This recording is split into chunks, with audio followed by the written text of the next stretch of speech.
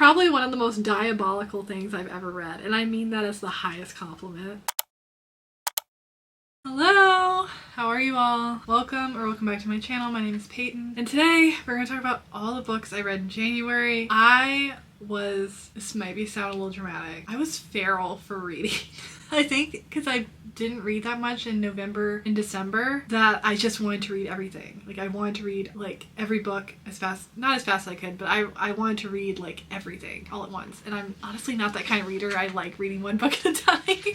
There were some overlap, but I wouldn't say it was a ton. I had a mostly good reading month. A couple 5 stars. I found a new favorite author. I did have some DNFs. This will be the first time I'm like accounting for DNFs in a wrap-up video, and I think I'm going to do that going forward, so I'm not going to have much to say on those, but overall I had a really good reading month. I read mostly lit fic and horror. I haven't like had a solid lit fic reading month in a while. That's fun, but I did have some ARCs that I want to talk about that they were mostly like really good, and I'm really excited because the ones I remember the ones I read last year that I was excited about, they ended up just not being that great. So I'm excited, like at least the first couple of books I've read that are new for this year or debuts for this year are really promising, and I can't wait to talk about them. Without further ado, grab something to eat or grab something to drink and let's talk about books. Alright, the first DNF I had this year, I actually covered it in this vlog here as my New Year's vlog, and I was bummed about it because I actually really like this author, or I have liked this author in the past from what I've read, and that is At Dark I Become Loathsome by LOATHSOME. This came out on the 28th. So a couple days ago. I would say it's his more positively reviewed book that has come out. It just really didn't work for me, and I go more into depth in the vlog. This is about a man named Ashley Luton who, dealing with the grief of losing his wife and a couple years after that, the disappearance of his son, has really gone to some super dark places, mainly that being the dark web. And there's this online forum that he posts his services to those in need who feel similar to him. So I'm going to try to keep this as spoiler free as possible, but I probably am going to dip into spoiler territory. So I'm going to put like something down here that will notate when I'm talking about a spoiler, or I'll just say if you don't want to hear spoilers, go to the next book. Ashley conducts this ritual where he has them sign all these consent forms and whatever. He will bury this person alive in order to get them to appreciate their life more once they come out of it. They are underground in a coffin for 30 minutes, and it's supposed to like wake them up to their life or get them to appreciate their life more. My biggest gripes, there's a lot of gripes with this book, but my biggest gripe was it just became extremely repetitive. I think I got about 160 pages, 80 or 90 pages in before I called it. It got so repetitive. I swear I read At Dark I Become Loathsome like 100 times. Like, because it's sometimes just spliced between paragraphs. And honest, now that I'm thinking about it, I don't know if that was how the arc is, because another arc on this list, it had the title spliced in every now and then. I could be wrong about that, so I apologize if that's not in the final edit, but it felt like it was intentional. And the character describes himself as a monster. He has all these monstrous urges and thoughts. He's done body modifications like tattoos or facial piercings, or he's done some to his teeth and his ears, and it's just like, I was kind of frustrated because like, are you saying people with tattoos and body mods are monsters because that's how they feel on the inside? I thought that was silly. And it just became really absurd, and then there's a lot of really beautifully written sentences and paragraphs that meant nothing, and there's a lot of interactions that I didn't like. I went into it, but there's this whole part where this other character is telling him this story over chat, instant messenger in the forum. This really long-winded story, which I don't understand why it was in chat format, for one thing. And I don't understand what the point of having this really horrific story was to begin with. And then it just ends. I was like, what was the point of that? Like, at all. I don't know. I just didn't get the point of it, and I didn't get really any of it. I didn't want to finish it because I didn't care, and I thought it was just really not for me. That is At Dark I Become Loathsome. I will probably still pick up more from this author. I will probably look at more of his backlog. The next DNF I had, I think it's kind of a soft DNF because it just didn't hold my attention with the other books I was reading, and that is The Favorites by Lane Fargo. It's about the world of competitive figure skating, and about these two. At the beginning of the book, they're teenagers. Katrina Shaw, Keith Rocha. They both have a pretty rough background, come together with their shared trauma, and they really care for one another. They start skating together and they just want to, and mainly Katrina just wants to be better, wants to get to the next step. And in the world of competition, I got about 40% through and I just didn't care. At some point in their career, they get to and you know this, it's in the synopsis. At some point in their career, they get up to the Olympics where they have this insane incident that happens at the Olympic Games that causes their partnership to end. The 10-year anniversary of their final skate is approaching. There's a documentary being made that interviews their family and friends and coaches, talking about this obsession with both of them. And so between each chapter, there's like excerpts from the documentary, and it was like similar to like Taylor Jenkins Reid, or at least Evelyn Hugo, where it was like sections of like press stories or something. I just ended up finding the characters just really annoying. I know there's teenagers in the beginning of the book, but I just felt them like almost insufferable. Especially Heath. I was like so irritated with him. So annoyed. And I just ended up just not caring where the story went. So I think this may be a softie enough. It just really wasn't holding my attention. I think it's bad when I don't even want to find out what happened.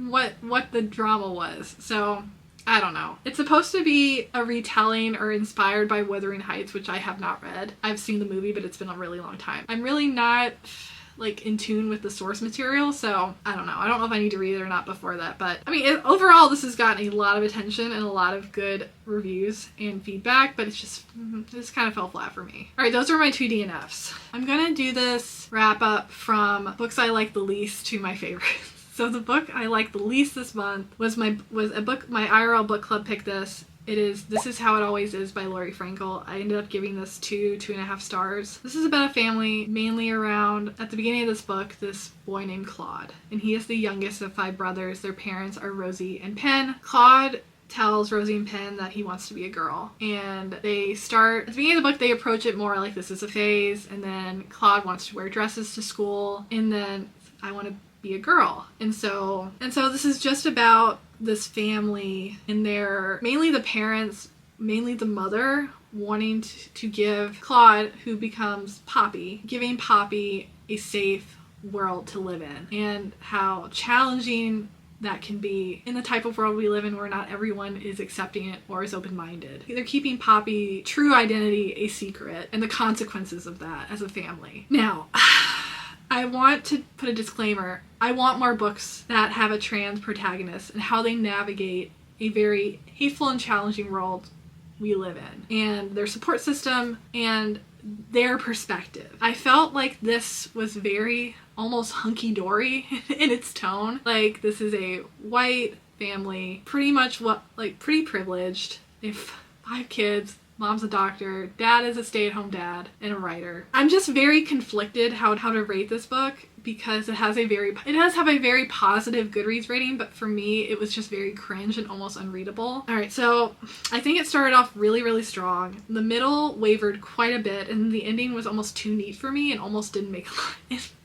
It really didn't make a lot of sense. The other problems I had with this book, Rosie and Penn, I think they are such supportive parents. Like, that was a bright spot in this book. Like, they are very loving and supportive, but that's not the case for everyone. They are very protective, and they move their family across the country after this incident with one of Poppy's friends' parents turns really violent. There's slurs thrown and they're threatened, and they pack up and leave for safety reasons. Most families in this situation can't afford to just pack up and leave. That's really the only incident of blatant violence that is in the book, or that's really the only incident that is threatening.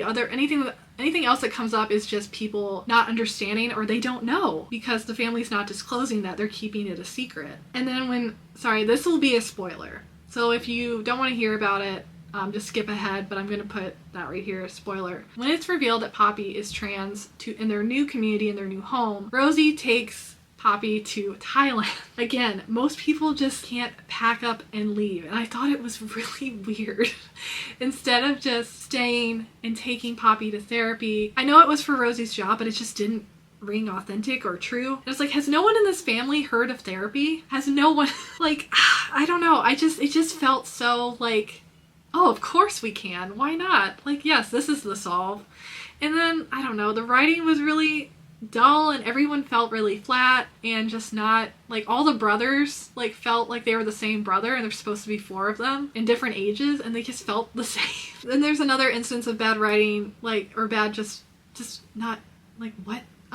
When they decide to move across the country, I think they're in Michigan, and then they move to Seattle because they think it's a more safe, accepting environment for Poppy. When they meet their neighbors and they talk about their kids, Rose and Penn, to their neighbors who are next door. Oh, well, we have, I forgot, I'm paraphrasing because I don't remember the exact Rosie put it. Oh, like, so your daughter's so cute or something. It's like, oh, well, actually Claude's a boy. That's actually Claude, goes by Poppy, was born a boy. And they're both like, the neighbors are like, oh, okay.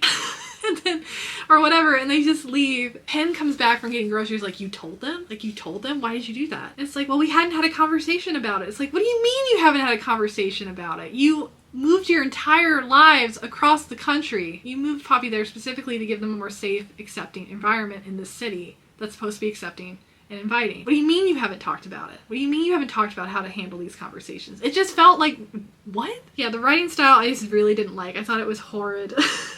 There's so much unnecessary page filler, and just every single sentence was just very long-winded and almost beyond comprehension. I'm just frustrated even thinking about it. I understand why this book is successful, bottom line. Like, I hope it helps the right people in understanding things better. It just really, to me, was not good. Not a good book. Alright, that's all I'm gonna say. The next book I read was an ARC, and it doesn't come out till June. For some reason, I thought it came out in January, so I was like, oh, I'm gonna read this. Because my ARC came through almost immediately. And I think I was traveling in December. I was traveling back home, and I started reading it, and I could not put it down. I could not put this book down. I feel like I can't talk about this book without spoiling it, because the synopsis gives absolutely nothing away. I went into this book thinking it was something else, and it's completely different. So I am going to talk about this with the plot that I walked into. I don't know if I consider it a spoiler because it happens within the first 20 pages of the book. But if you are sensitive to that and want to go into this blind, this is a great book to go into blind. So please go ahead and skip forward. I know I've already said that again, so I apologize, but I do think it would be worth your time to just read the synopsis, and that's it. And that book, sorry, I didn't know how to tell you what the book is. That book is Finding Grace by Loretta Rothschild. This comes out on June 10th. Now, this is about a couple, Honor and Tom, who they have a daughter named Chloe, and they've been desperately trying to have another baby without success. And they've been exploring other routes of fertility treatments, and their last try is with a surrogate. And the book starts out with Christmas Eve, and they're spending time in France at the Marriott. It's like a tradition for them. Honor cannot stop obsessing about a baby, to the point where it's really caused this fissure in their marriage, in their relationship, where every conversation they have, according to Tom, is about having another baby. And Tom, like, they have this big fight at the beginning of the book. It's like, we have a daughter. We need to be here for our daughter. It's Christmas. Like, can we just not talk about this until after the holidays? And Honor cannot let it go. And they just have a fight about it, about the surrogate, about finding out if she's pregnant or not. And they get in this big fight, and Honor storms out of the hotel room with Chloe for breakfast, to go down to the lobby breakfast. And in the elevator, Honor and Chloe see this woman. She's very heavily pregnant, and the entire book is from Honor's perspective, and that'll be more interesting when I tell you what happens. Again, first 20 pages of the book. This woman's very heavily pregnant, and Honor is obviously, like, internally, like, very jealous, and she asks, when are you due? And the woman says, oh, very soon. So they go down to the lobby, and it's all decorated for Christmas. There's a massive tree, and Honor wants to take a picture with Chloe in front of the tree, and as she's trying to focus the lens to take a picture, the same pregnant woman walks in front of the frame, and she smiles at Honor. And Honor's like, what? This is kind of weird. And so Honor, like, kind of waves, and then it's a suicide bomber. And Chloe and Honor are killed instantly. And Tom is still upstairs in the hotel room. So I was sitting on the couch reading this on my Kindle. And I was like, oh my god! It's like, what? Yeah. Again, very beginning of the book. Tom, like, understandably is devastated, doesn't want to live anymore. It's very, very sad how it's written. He's left without them and having to live a life, and then he gets a call that the surrogate is pregnant. So the rest of the book it's set like 4 years later with Henry, their son. Tom gets a notice in the mail. It wasn't supposed to go to him. It was supposed to go to the donor of the egg. And now Tom knows who this is. And Tom becomes obsessed with finding her. A lot of the book it's all narrated by Honor, which I thought was really interesting.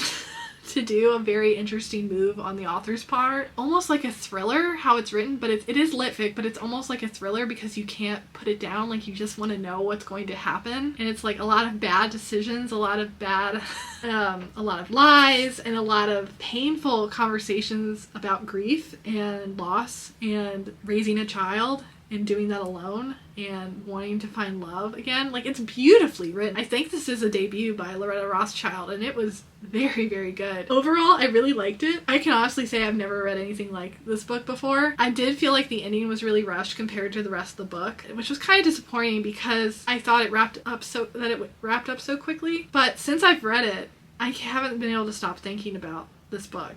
And I keep going back to it, and I think it really restarted me picking up a lot of lit fic this month. But yeah, damn. My ARC request went through very fast, so if you have a NetGalley account, I highly recommend you picking this up because I really like it. Or yes, it comes out in June. I'm sorry, it is very early to read a June book. That is Fighting Grace. Whoa. The next book I read is also in my New Year's vlog. That is DRACUL by Dacre Stoker and J.D. Barker. This is pitched as a prequel to Dracula, and it has a lot of Dacre Stoker going through Bram Stoker's notes and journals and stuff that was unpublished regarding Dracula, and it's mainly about Bram. It's mainly about Bram as a child and his siblings and their very odd, very different nanny named Nana Ellen. And it's it's over 500 pages, and I would say it's pretty distinct in two parts, like the first part being when Bram is a child and his siblings, and then when they're adults. I thought the first part was a lot more interesting than the second part, just because I felt like the creep factor was really high when Bram was a kid and he was very sickly and bedridden, and I just thought it was written really, really, really well and freaky, and it just kind of lost a little steam for me. But yeah, I love the author's note and the epilogue, and I think it's a great companion piece to Dracula if you love Dracula. I was very much in a Nosferatu mindset because I had just seen Nosferatu a few days before, and I wanted to read more vampire stuff because I had just also come off of Empire the Vampire series. So yeah, if you like Dracula and want something like it that's something else in that vein, for lack of a better term, I would say pick up DRACUL. I had fun with it. Next, I read a novella, and I don't remember why I picked this up. I think I just wanted to read a horror book that was pretty short, and it was available on KU, and I've seen this author's other work floating around, mainly because I like the cover. And that book is We All Rot Eventually by Mia Ballard. It is a short novella. It's about 90 pages. It's about... Oof. Mia, you okay, girl? This is about a young actress named Alexa Valentine who comes to LA with the intent to be famous at whatever cost. But she finds something a lot darker than that. And I'm not going to say too much about it because it is only 90 pages, but her links that she will go to for fame are she will do anything to satisfy this need to be just relevant and in the headlines. And it reminded me, I haven't seen Maxine yet, but I did see Smile 2 this month. I would say it's a good, if you like Smile 2, maybe you'll like We All Rot Eventually, because it, especially in the leading up towards the end, I was like, whew, so man, this kind of reminds me of Smile 2. But yeah, I really liked it. I'm definitely going to pick up Mia Ballard again. Her other book, Sugar, I just love the cover. It's supposed to be another unhinged female, which I love. And she has a new release coming out later this year called Sad Girl. I love this cover too. Mia Ballard is on my radar for horror this year, and yeah, I highly recommend. It's really quick, really gory, short read. And then I read my new favorite author. It's one of my new favorite authors. I read Interesting Facts About Space. It's also in my New Year's vlog. Oh my god. Emily Austin just gets it. I truly think she just gets it. Never have I felt so seen by a character and her mindsets in these books, which maybe I shouldn't admit because her other book on this I very much related to, but whatever, I don't care. I think Emily Austin's a great writer. So this is about our main character, Enid. She's obsessed with space. She can tell you absolutely anything about space and black holes. And she, at the beginning of this book, going through kind of a mental health crisis. She's very, very paranoid. She's terrified of bald men, but you're like, what the hell is that about?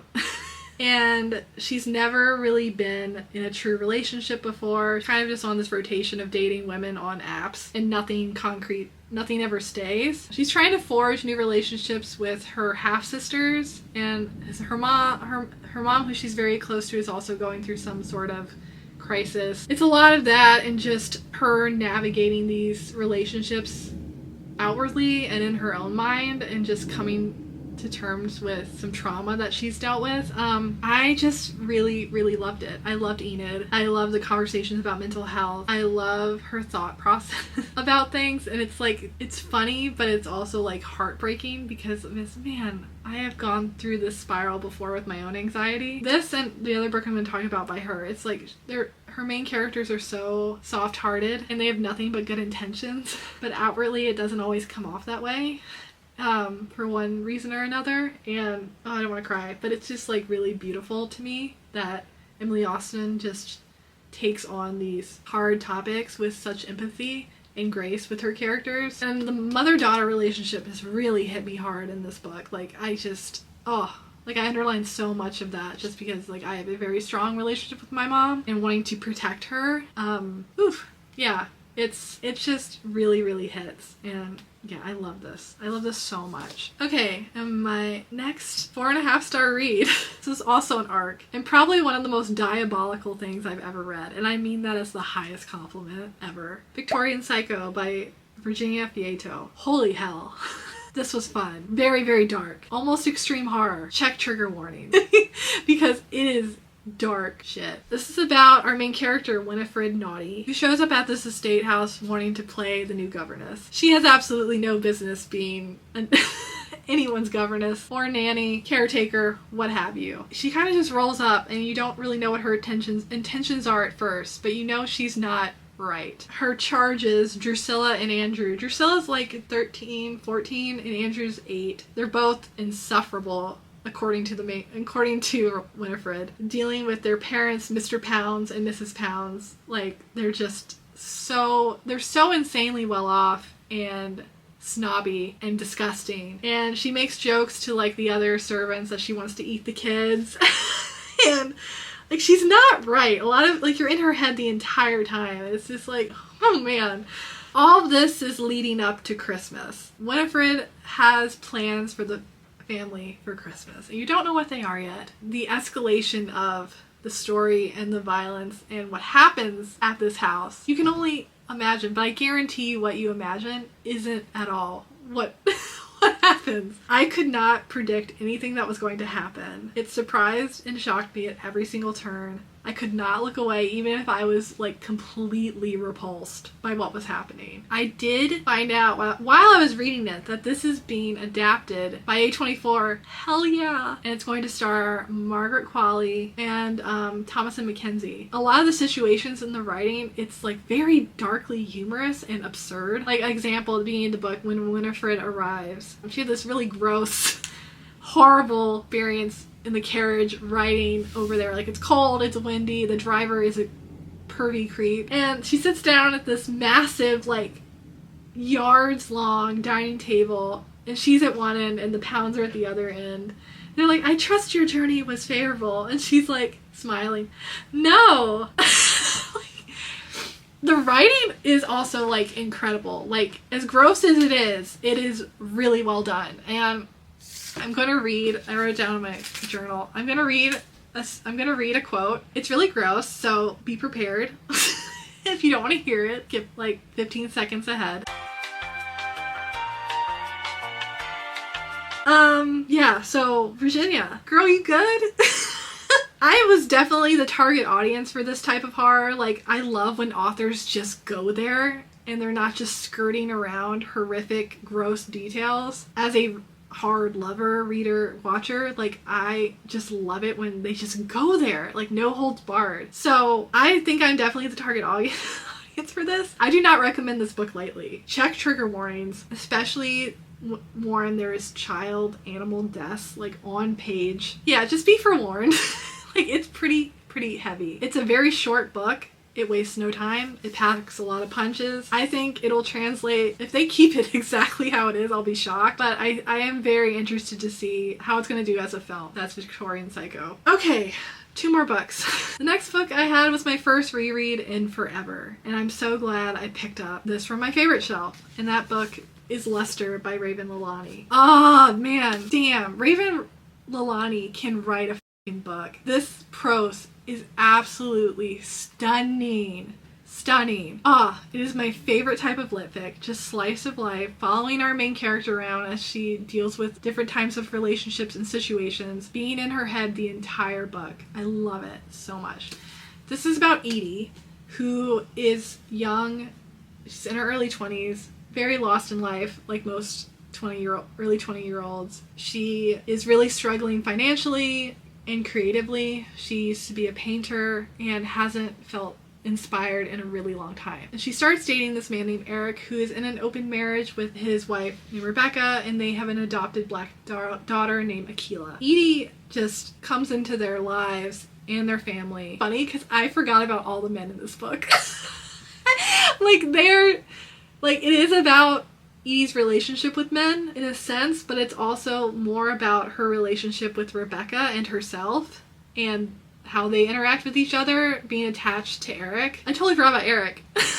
And how much of a mess, disaster he is. Whereas he almost is allowed to act that way without consequence, and Edie can't because she is black. So there's a lot of commentary on class as well as gender. Edie, it's written so well because Edie is so painfully lonely at times, exhausted, adrift, and her experiences are weighed down even more by racism and classism. I really love the relationship between Edie and Rebecca so much. Like, it's so complicated and so messy as them trying to understand each other and how they can fit into this situation and how to make it work. That's such a great portrait of their relationship as well as Akila and how they all grow together. And Eric is like, I totally forgot about it. Yeah, Eric is like, just like, who gives a Overall, I'm really glad this was my first reread in a long time, and I will be feral whenever Raven Leilani announces another book.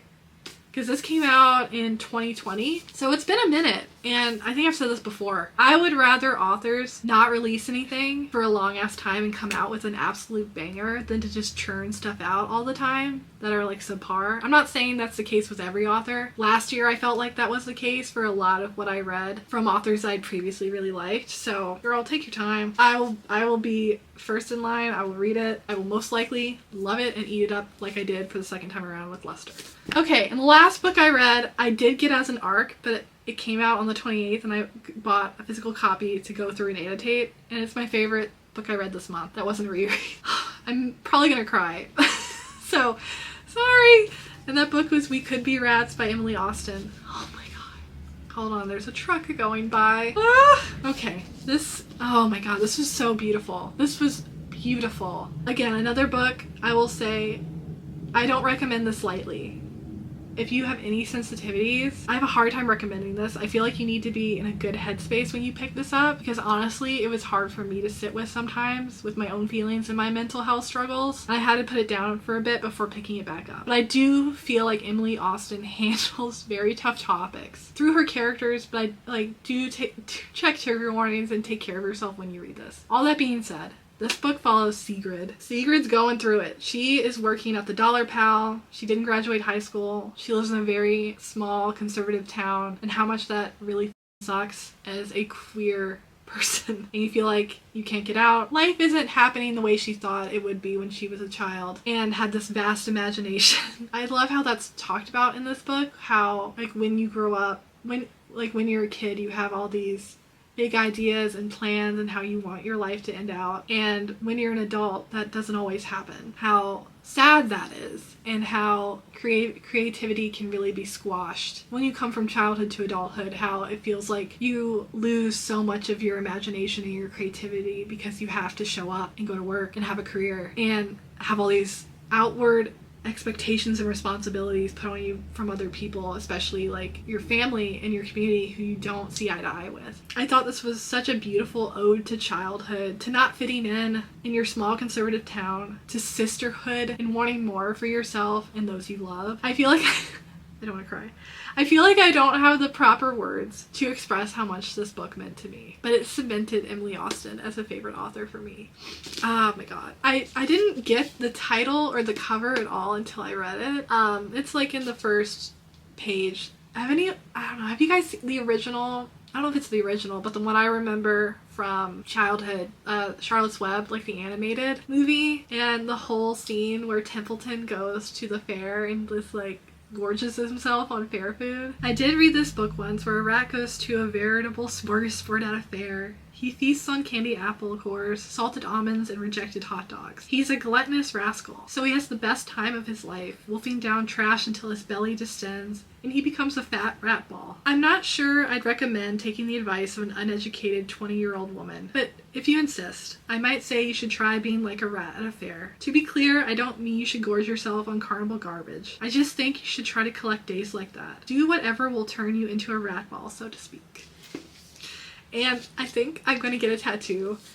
Not exactly like this, but I think I'm going to get a rat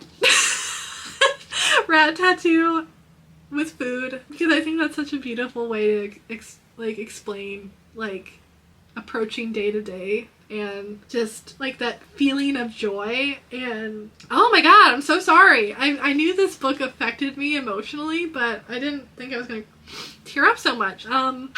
So yeah, I think I found like one of my favorites of the year, and I've been talking, I'm going to edit this down significantly, but I've been talking for almost an hour. That's all the books I read in January. I do want to say that I think February might be a little sporadic in terms of uploading, just because I'll be traveling to be with family. There's some stuff going on with my family, primarily my mom medically, that I don't want to go into on my channel, but it's been really hard for me, and I just want to go spend time with my mom and not worry about uploading. I'll still be reading, but there might be a gap in some uploads here and there, so just so you're aware. And I know you all are very understanding of that. What's the favorite book that you've read this month? Are there any releases that are coming up that you're really excited about? I would love to know down below. And if you can't think of anything else to say, put the rat emoji down below, because I really think that's going to be my next tattoo. And I hope you all are taking care of yourselves in this crazy, upsetting, wild world. I hope you all can live days in like Templeton and be fat little rat balls, because that's what I am going to do this weekend, is be a fat little rat ball, and I can't wait. As always, thank you so much for clicking. Thank you so much for watching, and I'll have a new video for you soon. Bye!